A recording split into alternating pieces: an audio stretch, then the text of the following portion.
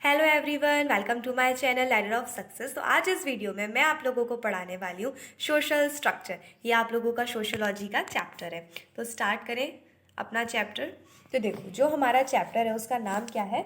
Social structure. तो सबसे पहले हम ये जानेंगे कि जो सोसाइटी होती है उसका मतलब क्या होता है। सोसाइटी का मतलब होता है एक पर्टिकुलर जोग्राफिकल एरिया है, यानी हमारे पास एक पर्टिकुलर जोग्राफिकल एरिया, कोई एरिया है, कोई जगह है जहाँ पे लोग रहते हैं। ठीक है, ग्रुप ऑफ लोग रहते हैं, मतलब काफ़ी सारे लोग जो रहते हैं एक पर्टिकुलर जोग्राफिकल एरिया में, जहाँ पे वो रूल्स मानते हैं, वहाँ के लॉज मानते हैं। इसी को हम क्या बोलते हैं? इसी को हम सोसाइटी बोलते हैं। ठीक है, जो सोसाइटी होती है उसके अंदर बहुत सारी कम्युनिटी आती है। जैसे कि यहाँ पे आप देखिए क्या लिखा है? कम्युनिटी लिखा है। तो एक सोसाइटी के अंदर बहुत सारी कम्युनिटी आती है। जैसे कि मान लीजिए कि ये क्या है? कम्युनिटी है। ठीक है, ये क्या है? एक कम्युनिटी है। और ये क्या है? एक सोसाइटी है। ये क्या है? एक सोसाइटी है। जो इतनी बड़ी जो मैंने सर्कल बनाई है, जो इतना बड़ा सर्कल बनाया है, ये सोसाइटी है। और उसके अंदर जो छोटा सर्कल है वो कम्युनिटी है। एक सोसाइटी के अंदर बहुत सारी कम्युनिटी होती है, यानी कि यहाँ पर भी हो सकती है, यहाँ पर भी हो सकती है। यानी जो सोसाइटी होता है वो ब्रॉड लेवल पे होता है कंपेयर टू कम्युनिटी। देखो, जो साइंटिस्ट होते हैं वो अपने अपने हिसाब से डेफिनेशंस देते हैं। जैसे कि यहाँ पर जो मैकवर है, ये एक साइंटिस्ट है, इन्होंने अपने हिसाब से क्या दी है? एक डेफिनेशन दी है। किसकी? सोसाइटी की। वैसे ही कम्युनिटी की है, वैसे इंस्टीट्यूट की है, एसोसिएशन की है। जैसे कि आप यहाँ पर देख रहे हो कि एसोसिएशन की दी गई है, ठीक है, इंस्टीट्यूट की दी गई है। तो साइंटिस्ट ने अपने अकॉर्डिंगली अपने हिसाब से क्या दिए? डेफिनेशन दिए, जो कि आपको लर्न करनी होगी एज इट इज़। क्यों? क्योंकि आपके एग्जाम में 2 मार्क्स में अगर आपसे मान लो डेफिनेशन पूछी गई सोसाइटी की, तो कम से कम आपको 2 डेफिनेशंस वहाँ पे देनी होंगी सोसाइटी की। और ये भी बताना होगा कि वो डेफिनेशन किसने दी थी। जैसे कि ये वाली डेफिनेशन किसने दी है? मैकवर्थ ने। तो इन्होंने क्या बोला? इन्होंने बोला कि सोसाइटी किसको बोलते हैं? Society is a web of social relationship. जैसे कि आपने जब पढ़ा होगा 10th में 12th में, फूड वेब आपने पढ़ा हुआ एक तरीके से। उसमें बहुत सारे फूड चेन होती है, ग्रुप ऑफ फूड चेन होती है, तो वो मिलके फूड वेब बना देते हैं। वैसे ही यहाँ पे जो सोशल रिलेशनशिप होती है, ठीक है, एक वेब है जो सोसाइटी, वो वेब है जहाँ पर सोशल रिलेशनशिप का एक वेब है। ठीक है, सोसाइटी। अब दूसरी डेफिनेशन कौन दे रहे हैं हमको? होटन हुंड दे रहे हैं। तो ये साइंटिस्ट का नाम है। तो इन्होंने क्या बोला है? इन्होंने अपने अकॉर्डिंगली बताया कि सोसाइटी क्या होती है, मतलब अपने अनुसार बताया कि सोसाइटी क्या होती है। Society is an organization of people. तो इन्होंने बोला कि जो सोसाइटी होती है वो एक ऑर्गेनाइजेशन है पीपल का। जो मतलब सोसाइटी वो क्या है? एक ऑर्गेनाइजेशन है पीपल का, whose associations are with one another, जिसमें एसोसिएशन होता है एक दूसरे का, ठीक है, एक दूसरे के साथ में, तो वन अनदर। अब जो हमारे पास GDH है, यानी ये भी एक साइंटिस्ट है, इन्होंने भी अपनी थ्योरी दी। अकॉर्डिंगली अपने हिसाब से इन्होंने थ्योरी दी, मतलब अपने हिसाब से इन्होंने बताया कि सोसाइटी क्या होता है। तो इन्होंने क्या बताया?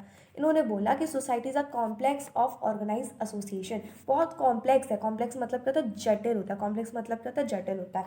जो सोसाइटी है वो जटिल है। Of organize association and institution within the community. तो इसी को हम क्या बोलते हैं? सोसाइटी बोलते हैं। याद रखना, जो सोसाइटी होती है वो काफ़ी बड़ी होती है, ब्रॉड लेवल पर होती है, और जो कम्युनिटी होती है वो स्मॉल लेवल पर होती है। और एक सोसाइटी के अंदर काफ़ी सारी कम्युनिटी आ सकती है। ठीक है, ग्रुप ऑफ पीपल जो होते हैं, जो पर्टिकुलर जोग्राफिकल एरिया में रहते हैं। ठीक है, ग्रुप ऑफ पीपल जो एक पर्टिकुलर एरिया में रहते हैं। जैसे कि मान लो कि ये कोई कोई एरिया है, ठीक है, इस पर्टिकुलर एरिया में जो ग्रुप ऑफ पीपल रह रहे हैं, जो सेम तरीके के रूल्स फॉलो कर रहे हैं, लॉज फॉलो करें, तो वो क्या है? सोसाइटी है। समझ में आई बात? कोई डाउट तो नहीं है? अब हम देखेंगे एसोसिएशन मतलब क्या होता है। तो मैकवर जो साइंटिस्ट है उन्होंने अपने अनुसार बताया कि एसोसिएशन मतलब क्या होता है।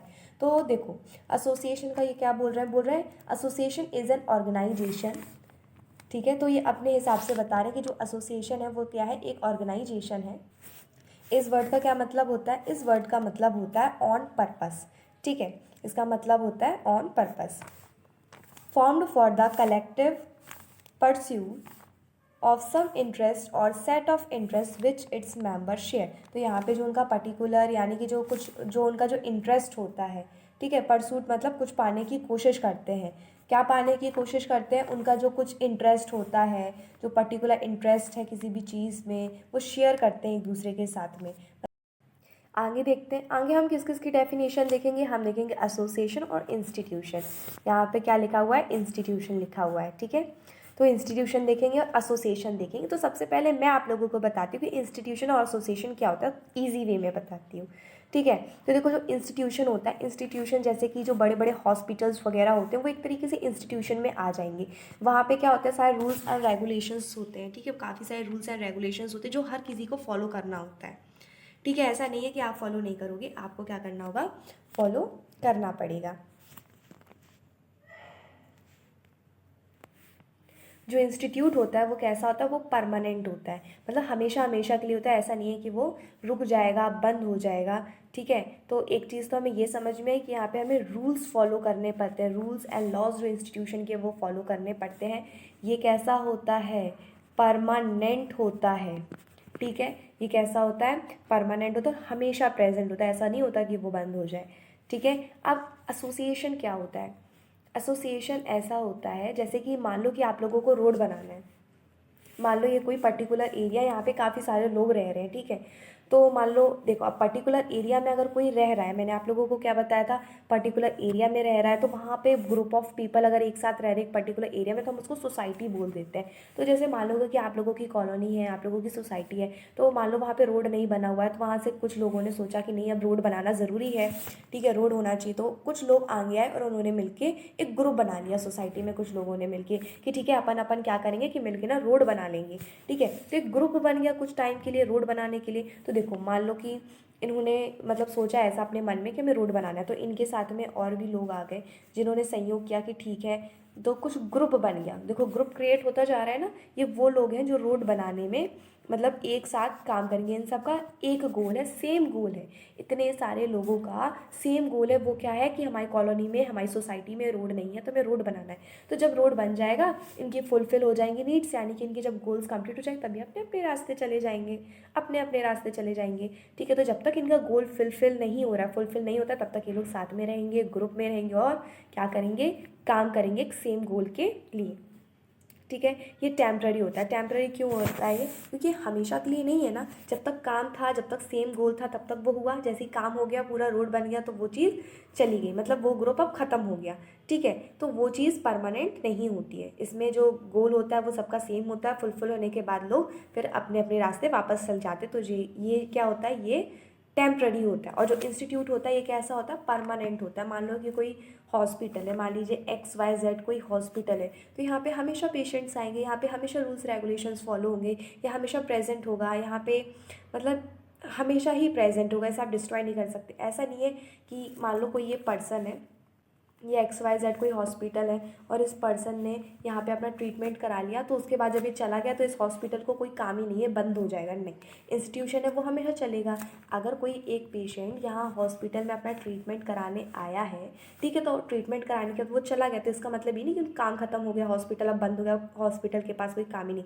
जब ये पर्सन चला जाएगा तो फिर कोई दूसरा इंसान आएगा अपना ट्रीटमेंट कराने के लिए, फिर कभी कोई दूसरा आएगा। इतने सारे हमारे सोसाइटी में लोग हैं, हमारे इंडिया में इतने सारे लोग हैं, हमारे देश में इतने लोग हैं, कभी ना कभी किसी ना किसी को तो हॉस्पिटल की ज़रूरत पड़ती ही है। तो हॉस्पिटल की ज़रूरत पड़ेगी, वो आएंगे, तो हॉस्पिटल कभी बंद नहीं हो सकता। सेम अगर हम स्कूल की बात करें, तो स्कूल में मान लीजिए कि आप, मान लीजिए कोई बच्चा है वो फर्स्ट क्लास में पढ़ता है, तो मान लो कि बच्चा है फर्स्ट क्लास में पढ़ता है, ठीक है, उसके बाद जब वो पास हो जाएगा तो वो सेकंड में जाएगा, ठीक है। तो अब ऐसा नहीं है कि फर्स्ट क्लास का दरवाज़ा हम बंद कर देंगे, ठीक है, कि अब तो कोई आएगा ही नहीं, फिर दूसरे न्यू बच्चे आएंगे, फिर जो आगे वाले बच्चे हैं वो दूसरी क्लासेस में जाएंगे। जैसे कोई 12th क्लास में कोई बच्चा है और वो पास आउट करके चला गया, तो ऐसा नहीं कि वो स्कूल बंद हो जाएगा। जब वो पास आउट हो जाएगा तो जो 11th क्लास के बच्चे वो 12th में आएंगे, 10th क्लास के 11th में आएंगे, 9th वाले 10th में आएंगे। तो ये ऐसी चीज़ें, इंस्टीट्यूशन जहाँ पे रूल्स एंड रेगुलेशंस होते हैं और हमेशा प्रेजेंट होता है। लेकिन एसोसिएशन क्या होता है, एसोसिएशन कुछ टाइम के लिए होता है, जैसे जब तक रोड बनाना था, ठीक है, जब तक रोड बनाना था तो सब लोग साथ में थे, और जब काम हो गया तो वो सब अपने अपने रास्ते चले गए।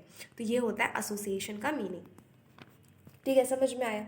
अब हम देख लेते हैं कि जो साइंटिस्ट हैं उन्होंने अपने अपने हिसाब से एसोसिएशन की क्या डेफिनेशन दी है। देखो, तो एसोसिएशन जो है, मैकवर ने क्या बोला, जो मैकवर हैं उन्होंने क्या बोला, उन्होंने क्या बताया कि जो एसोसिएशन होता है वो क्या होता है। इनके हिसाब से एसोसिएशन क्या है, वो एक ऑर्गेनाइजेशन है। इस वर्ड का क्या मतलब होता है, इस वर्ड का मतलब होता है ऑन पर्पस, ठीक है, form for the collective pursue, ठीक है। तो इसका क्या मतलब होता है, इसका मतलब होता है कुछ पाने की कोशिश करना। ऑफ सम इंटरेस्ट और set of interest which its member share. तो जो यहाँ पे जो मेंबर्स होंगे एसोसिएशन, उनका जो गोल होगा वो सेम होगा, यानी कि जो उनका इंटरेस्ट होगा वो एक तरीके से सेम होगा और वो मेंबर्स जो होंगे वो हर चीज़ शेयर करेंगे। एसोसिएशन की बात करें, एसोसिएशन कैसा होता है, टेम्पररी होता है, कुछ टाइम के लिए होता है। अब जो हमारे दूसरे साइंटिस्ट हैं ये क्या बोल रहे हैं, ठीक है, तो जो हमारे साइंटिस्ट है बगाडस, इन्होंने क्या बोला कि जो एसोसिएशन है usually a working together of people to achieve a some purpose. तो इनके कहने का क्या मतलब है कि जो लोग हैं वो एक साथ काम करते हैं, टुगेदर मतलब एक साथ मिलजुल कर, ठीक है, साथ में क्या करते हैं, काम करते हैं, वर्किंग मतलब काम कर रहे हैं जो लोग हैं, अचीव समथिंग सम पर्पस मतलब कोई उनके पास सेम पर्पस है, उसके लिए काम करें, जैसे कि रोड बनाना है तो कुछ पर्पस है ना, उसके पास कोई काम है, तो टुगेदर यानी कि मिलके वो काम कर रहे हैं अचीव करने के लिए। क्या अचीव करना चाहते हैं, क्या पाना चाहते हैं, सेम चीज़ें, सम पर्पस, कुछ पर्पस जो है, जो चीज़ है वो सेम जो चीज़ है उसको पाना चाहते हैं, तो इसी को हम क्या बोलते हैं, एसोसिएशन बोलते हैं। अब मैकाइवर के अकॉर्डिंगली देख लेते हैं कि जो इंस्टीट्यूशन है उसकी क्या डेफिनेशन दी है मैकाइवर ने। तो देखो, institution are established form of conditions of procedures characteristic of group activity. Procedure, ठीक है, प्रोसीजर का क्या मतलब होता है, प्रक्रिया, प्रक्रिया, प्रोसीजर मतलब प्रक्रिया।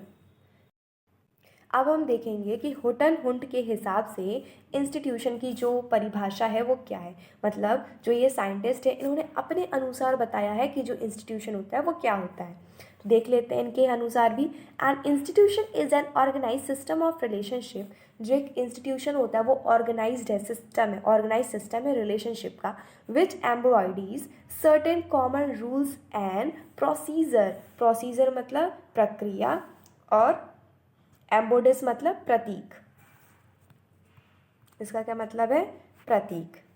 Procedure and meet certain basic needs of the society. कुछ सर्टेन जो नीड्स होती हैं, बेसिक नीड्स जो होती हैं सोसाइटी की, वो फुलफिल करते हैं, ठीक है। जैसे कि जो हमारा इंस्टीट्यूशन है ये कैसा होता है, परमानेंट होता है, याद करो। देखो आप लोगों को ना डिफरेंस बिटवीन भी याद करने होंगे। कौन कौन से डिफरेंस बिटवीन, आप लोगों को सोसाइटी और कम्युनिटी में डिफरेंस बिटवीन याद करना होगा, देन आपको एसोसिएशन और इंस्टीट्यूशन में डिफरेंस बिटवीन याद करना होगा।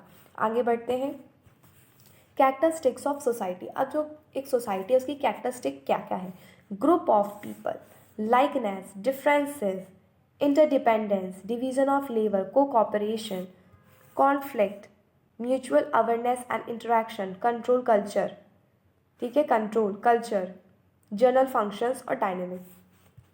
तो ये चीज़ें क्या हैं, ये सोसाइटी का कैरेक्टरिस्टिक है। जब आप एग्जाम में लिखोगे तो आप सिर्फ ये डायरेक्ट ऐसे लिख के नहीं आ जाओगे, आपको ना ब्रीफली एक्सप्लेन भी करना होगा, इनके बारे में एक एक दो दो लाइन लिखनी होगी, और ये चीज़ उस पर भी डिपेंड करती है कि आपको उस क्वेश्चन पे कितने मार्क्स मिल रहे हैं। आपको ज़्यादा मार्क्स मिल रहे हैं तो आपको और भी अच्छे से एक्सप्लेन करना होगा। क्वेश्चन में कभी कभी मेंशन होता है शॉर्ट नोट लिखिए या फिर इतने वर्ड्स में आंसर दीजिए, तो आपको उस हिसाब से आंसर को छोटा या बड़ा करना होता है, ठीक है। टाइप्स ऑफ सोसाइटीज़ देखेंगे अब, तो जो टाइप्स ऑफ सोसाइटीज़ में हमारे पास 6 टाइप्स ऑफ सोसाइटीज़ के, कितने टाइप्स हैं, 6 टाइप्स हैं। हंटिंग एंड गैदरिंग सोसाइटीज़, ऐसी सोसाइटीज़ जो क्या करती हैं, शिकार करती हैं, इसका मतलब होता है देहाती, ठीक है। Horticulture society, agriculture society, agriculture से तो आप समझ ही गए होंगे कि खेती बाड़ी वाली बात हो रही है। इंडस्ट्रियल सोसाइटी और पोस्ट इंडस्ट्रियल सोसाइटी, तो ये हमारे पास क्या है, टाइप्स ऑफ सोसाइटी के। आगे बढ़े, बेसिक एलिमेंट्स ऑफ कम्युनिटी। तो जो बेसिक एलिमेंट्स है कम्युनिटी के वो क्या क्या होते हैं, पहला जो मोस्ट इम्पॉर्टेंट वो है लोकेलिटी, क्या है, लोकेलिटी। देन है कम्युनिटी सेंटीमेंट या फिर वी फीलिंग। तो देखो पहले नंबर पे तो ये इंपॉर्टेंट है और दूसरे नंबर पे ये इंपॉर्टेंट है। ये इंपॉर्टेंट है बट उतना ज़्यादा नहीं है, बट ये दोनों चीज़ें इंपॉर्टेंट है। जब भी आपसे पूछा जाएगा बेसिक एलिमेंट्स ऑफ कम्युनिटी तो ये दो चीज़ें तो आपको लिखनी ही लिखनी ज़्यादा इंपॉर्टेंट है।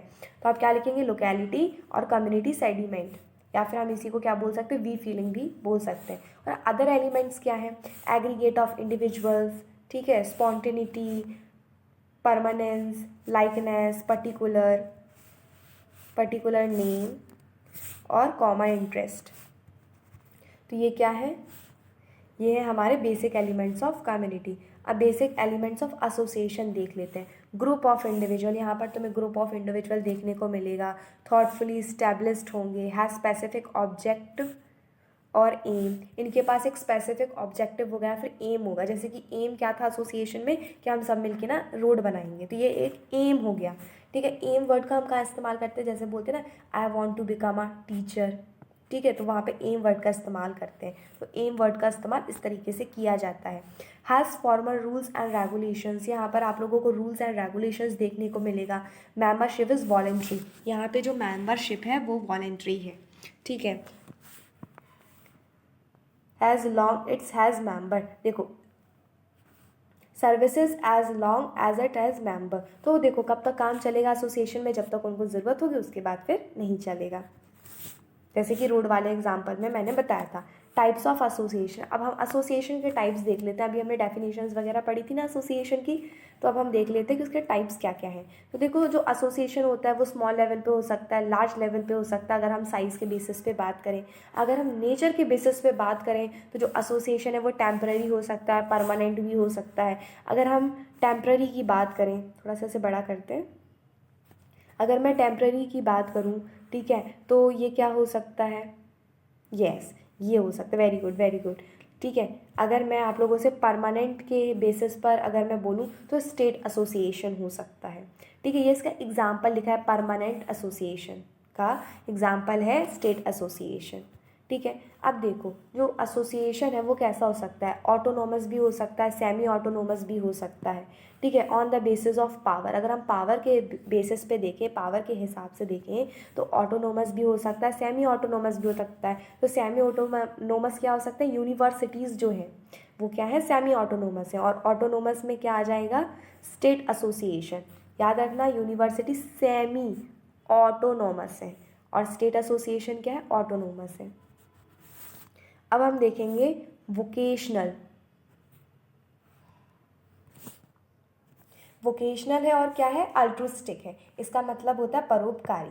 ठीक है, यह है चैरिटेबल एसोसिएशन। चैरिटेबल का मतलब होता है दान देने की। ठीक है, दान देने की association on the basis of objective, objective के हिसाब से बताया जा रहा है। टीचर्स एसोसिएशन क्या, वोकेशनल है। ठीक है, क्या ये वोकेशनल है। अब देखो यहाँ पे मैंने ऊपर आप लोगों को बताया था टेम्पररी है, जो एसोसिएशन है वो टेम्पररी है on the basis of nature.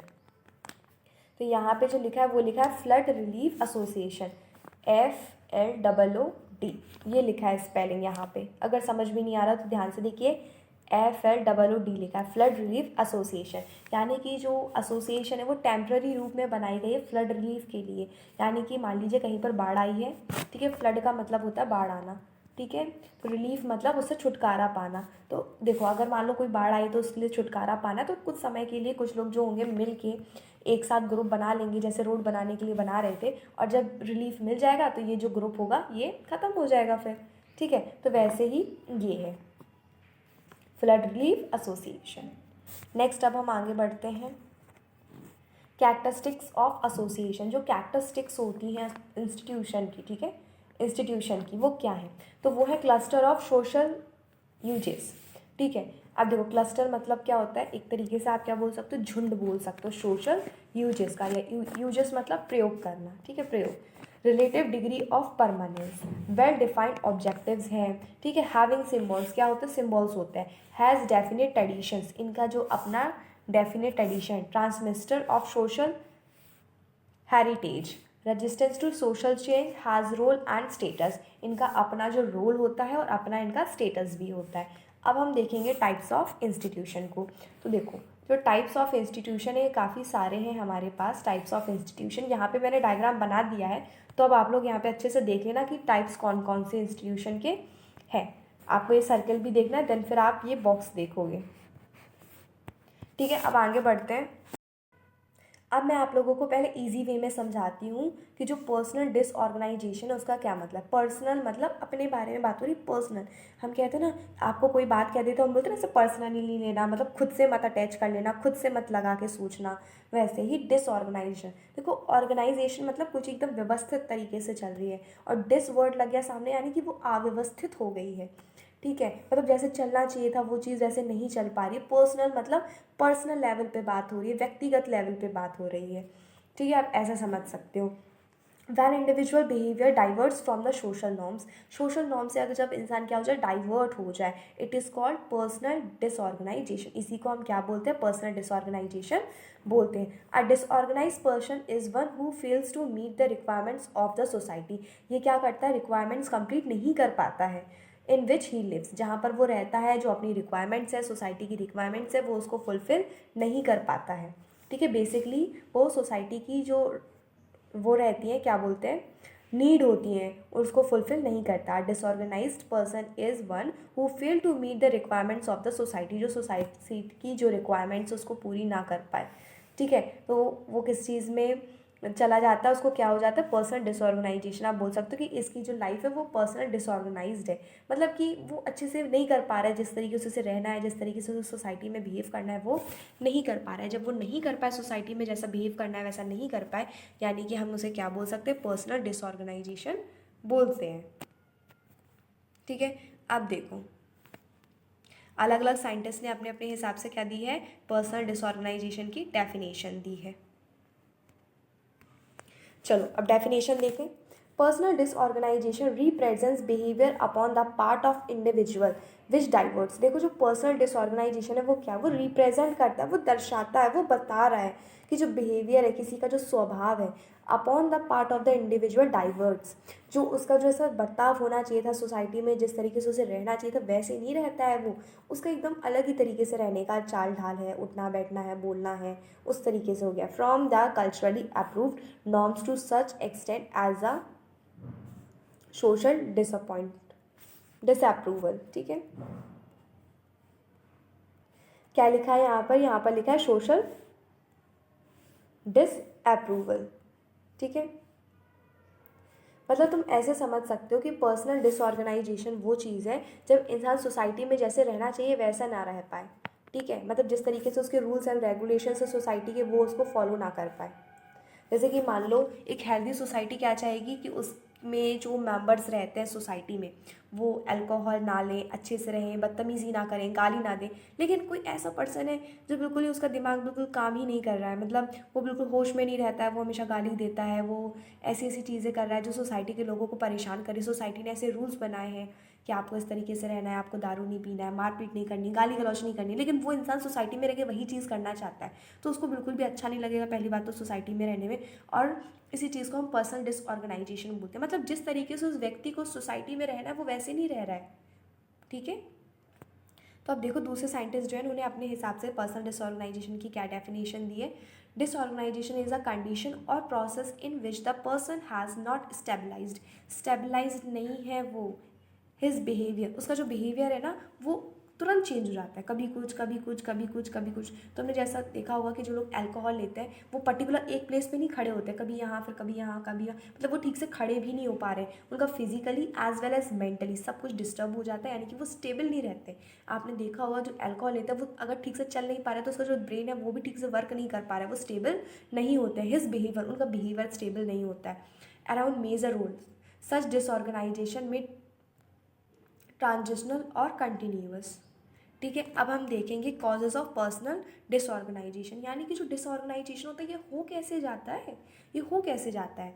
तो हम देखेंगे सोशल फैक्टर्स भी देखेंगे इसके कि क्या है, और इंडिविजुअल फैक्टर्स भी देखेंगे। ठीक है, सोसाइटल फैक्टर्स है। ठीक है, तो हम सोसाइटल फैक्टर्स भी देखेंगे और इंडिविजुअल फैक्टर्स को भी हम देखेंगे कि जो ये कॉज है इसका, बेसिकली जो कॉज है वो क्या है। पहले हम देख लेते हैं इंडिविजुअल फैक्टर्स। फिजिकल डिसऑर्डर, हो सकता है उसे कोई फिजिकल डिसऑर्डर हो, personality disorder, physical disabilities, increased personal desire, उसके जो अपने मन के जो डिज़ायर हैं वो काफ़ी ज़्यादा है। ठीक है, इन्वायरमेंटल फैक्टर, इन्वायरमेंट जो आपके आसपास जो सराउंडिंग है वो आपका इन्वायरमेंट है। Insecurity of status and role, उसे हमेशा इनसिक्योरिटी रहती है अपने स्टेटस को लेके, अपने रोल को लेके, अपने काम को लेके। Social crisis, conflict between personal interest and social norms, rapid changes in the society, demand from society, ये सारी चीज़ें क्या होती है, कॉज करती है पर्सनल डिसऑर्गेनाइजेशन को। Forms of personality disorganization, various forms of personality disorganizations आते हैं। यहाँ पे वेरियस फॉर्म लिखे हुए हैं, देखते हैं। पहला फिजिकल डिसऑर्गेनाइजेशन, ठीक है, पहला क्या है, फिजिकल डिसऑर्गेनाइजेशन, ठीक है। Alcoholism, drug addiction. अल्कोहलिज्म का मतलब बेसिकली हम ये कह सकते हैं जिसे अल्कोहल की लत हो, यानी दारू शराब इन सब चीज़ों की लत हो। ड्रग एडिक्शन, जो ड्रग्स वगैरह लेते हो डिफरेंट टाइप्स के। प्रोस्टिट्यूशन, प्रोस्टिट्यूशन यानी कि ये भी एक तरीके से फिजिकल डिसऑर्गेनाइजेशन में आते हैं, जो कि हमारी सोसाइटी को ख़राब कर रहे हैं, ठीक है। Sexual offenders. नेक्स्ट हम देखेंगे मेंटल डिसऑर्गेनाइजेशन। मेंटल, देखो मेंटल जो वर्ड होता है ना, जहाँ पे भी आ जाए इसका मतलब वो हमें मानसिक रूप से बात करने की कोशिश की जा रही है सेंटेंस में। ये जो शब्द है ये हमारे मानसिक अवस्था को बता रहा है, हमारे मन के बारे में बात हो रही है, ब्रेन के बारे में बात हो रही है, ठीक है। तो उसे हम बोलते हैं मेंटल डिसऑर्गेनाइजेशन। मेंटल इलनेस, उसको पेशेंट को या फिर मतलब कोई इंसान है उसको मेंटली कोई प्रॉब्लम है, वो इलनेस है यानी बीमार है, मानसिक रूप से बीमार है। सुसाइड, सुसाइड इंसान कब करता है, जब उसको मेंटली कोई प्रॉब्लम सता रही हो, ठीक है। ये समझ में आया आप लोगों को कि mental illness and second is suicide. अब हम देखेंगे सोशल डिसऑर्गेनाइजेशन। सोशल डिसऑर्गेनाइजेशन में क्या आएगा, जुवेनाइल वाला। देखो इसका मतलब होता है बाल अपराध, ठीक है, जो बच्चों से गलती हो जाती तो हम नहीं बोलते थे बाल अपराध, ठीक है। और क्राइम। अब हम नेक्स्ट देखेंगे स्टेजेस ऑफ पर्सनल डिसऑर्गेनाइजेशन। तो जो स्टेजेस हैं वो कौन कौन से स्टेजेस हैं, तो क्वीन एंड मन describes 3 stages of personal disorganisation. यहाँ पे आप लोगों को 3 स्टेजेस बताए गए हैं। कितने स्टेजेस बताए गए हैं, 3 स्टेजेस बताए गए हैं पर्सनल डिसऑर्गेनाइजेशन के। तो पहला है the individual experience a problem and tries to find out solution. देखो जब जैसे ही लाइफ में थोड़ी सी प्रॉब्लम आती है तो हम क्या शुरू करते हैं, हम क्या सोचना शुरू करते हैं कि ठीक है मेरे को ये प्रॉब्लम है, अब ठीक है थोड़ा सा स्ट्रेस हो रहा है बट फिर भी हम इसको फाइट करने की कोशिश करेंगे, इसका सॉल्यूशन निकालने की कोशिश करेंगे। तो वही लिखा है the individual experience a problem. जैसे ही किसी इंसान को इंडिविजुअल यानी कि ये जैसे कि मान लो ये कोई एक इंसान है, इसको कोई थोड़ी सी प्रॉब्लम हुई तो इसने सोचा, इसको फील हुआ कि मुझे कोई प्रॉब्लम है, तो फिर इसने सोचा कि ठीक है कोई सॉल्यूशन को फाइंड करते हैं, इसका जो आंसर है वो निकालते हैं, इसका जो मुश्किल है इसका निवारण क्या हो सकता है वो सोचते हैं, ठीक है। ऐसा मान लो बहुत देर से चल रहा था, बहुत टाइम से समस्या थी, उसे प्रॉब्लम थी, वो सॉल्यूशन ढूंढ रहा था। ऐसे करते करते वो पहुंच जाएगा किस स्टेज में, सेकंड स्टेज में। अब सेकंड स्टेज में इंडिविजुअल अनेबल टू एडजस्ट। अब वो एडजस्ट नहीं कर पा रहा, उसको बिल्कुल बेचैनी हो रही है कि अरे भैया मैं कैसे इस प्रॉब्लम का सॉल्यूशन निकालूं, एकदम घबराहट हो रही है, टेंशन हो रहा है। Inter in the next stage of disorganisation. अब क्या होगा, इंसान थर्ड स्टेज में आ जाएगा जिसे हम स्टेज ऑफ डिसऑर्गेनाइजेशन बोलते हैं, मतलब वो पर्सनल डिसऑर्गेनाइजेशन वाले केस में पहुंचता गया है। अनेबल टू एडजस्ट, इसमें वो बिल्कुल भी एडजस्ट नहीं कर पा, बिल्कुल भी नहीं मतलब बिल्कुल भी नहीं। ही एक्सपीरियंस अ फिजिकल और मेंटल ब्रेकडाउन, उसको शरीर से मानसिक रूप से दोनों तरीके से बहुत बुरा लग रहा है, वो एकदम अपने आप को संभाल नहीं पा रहे। देखो अगर आपको मन से कोई प्रॉब्लम होगी, फिर अगर तो आपके शरीर पे दोनों तरीके से इफेक्ट पड़ता है, शरीर से भी, शारीरिक रूप से भी और मानसिक रूप से, दोनों रूप से आपके शरीर पे इफेक्ट पड़ता है। ऐसा नहीं है कि सिर्फ मेंटल लेवल पे ही इफेक्ट पड़ता है। कुछ लोगों को ऐसा लगता है कि अगर आपको चोट लग गई है शरीर पे तो आपको ट्रीटमेंट कराना चाहिए या फिर उसका इलाज है, मेंटली जो आपको कोई प्रॉब्लम हो रही है तो इसका कोई मतलब इलाज नहीं होता, ये सब बकवास, ऐसा नहीं होता है। जितना ज़रूरी आपको अपने शरीर से रहना, स्वस्थ रहना ज़रूरी है, उतना ही आपको अपने मानसिक रूप से भी स्वस्थ रहना बहुत ज़रूरी है। अगर आप एक अच्छा जीवन जीना चाहते हैं तो फिजिकली मेंटली आपको खुश होना पड़ेगा। लेकिन इस स्टेज में क्या हो रहा है, फिजिकली यानी शारीरिक रूप से और मानसिक रूप से, दोनों ही रूप से जो इंसान है वो बहुत गंभीर है, उसकी स्थिति बहुत ख़राब है और उससे बिल्कुल भी सहन नहीं हो रहा, उसकी लाइफ में जो प्रॉब्लम चल रही है वो बिल्कुल एडजस्ट नहीं कर पा रहा है। अब क्या होगा, सुसाइड, यस सुसाइड। उसके बाद है कॉन्सिक्वेंसेस ऑफ पर्सनल डिसऑर्गेनाइजेशन। तो फैमिली डिसऑर्गेनाइजेशन है, ठीक है, लॉस ऑफ प्रोडक्टिविटी, जो प्रोडक्टिविटी हो रही है उसमें कम हो जाएगा, ठीक है। Danger to health safety, health and safety, ये बहुत ज़्यादा नुकसानदायक है, डेंजर मतलब खतरा है, आप नुकसानदायक है हेल्थ और सेफ्टी के लिए, हमारे स्वास्थ्य के लिए और सुरक्षा के लिए। अब नेक्स्ट है सोशल ग्रुप, ठीक है। सोशल ग्रुप को हम क्या करेंगे कि नेक्स्ट वीडियो में डिस्कस करेंगे। ये चैप्टर थोड़ा सा बड़ा है तो हम पार्ट 1 पार्ट 2 ऐसे करके कर लेंगे, ठीक है, वरना बहुत ज़्यादा हो जाएगा आज का लेक्चर आप लोगों के लिए। I hope you like my video, thank you for watching.